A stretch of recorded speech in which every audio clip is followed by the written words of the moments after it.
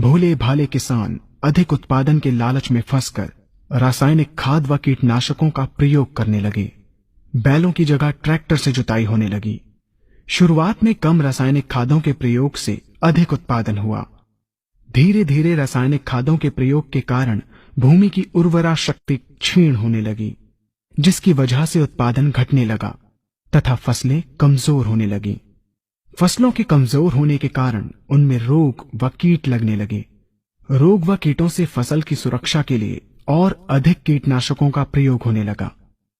एक तरफ ज्यादा उत्पादन के लिए अधिक रासायनिक खादों का प्रयोग होने लगा, वहीं दूसरी तरफ फसलों को रोग व कीटों से बचाने के लिए अधिक विषाक्त कीटनाशकों का प्रयोग बढ़ गया, जिसके कारण उत्पादन लागत बढ़ी और किसान को लाभ कम होने लगा, बल्कि छोटे किसान कर्ज में डूबने लगे। धीरे धीरे भूमि की उर्वरा शक्ति क्षीण होने से भूमि बंजर होने लगी।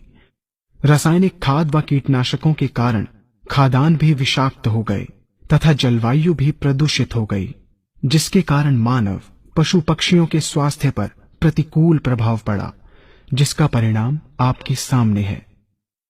मानव स्वास्थ्य पर रासायनिक खादों के पड़ने वाले प्रभाव को आप ऐसे समझें।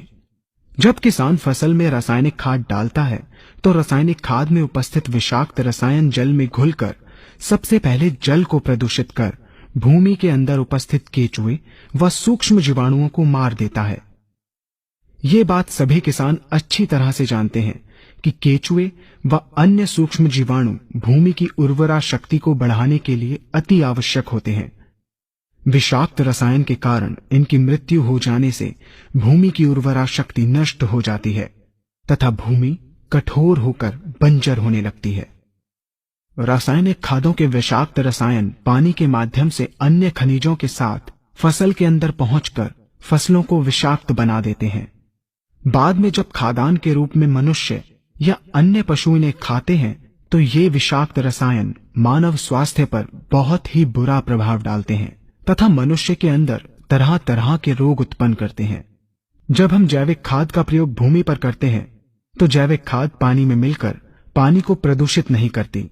जैविक खाद भूमि के अंदर उपस्थित उर्वरा शक्ति को बढ़ाने वाले जीवाणु तथा केचुओं की संख्या को तीव्रता से बढ़ाती है, जिससे भूमि की उर्वरा शक्ति बढ़ती है तथा भूमि छिद्रयुक्त एवं भुरभुरी हो जाती है, जिससे वायु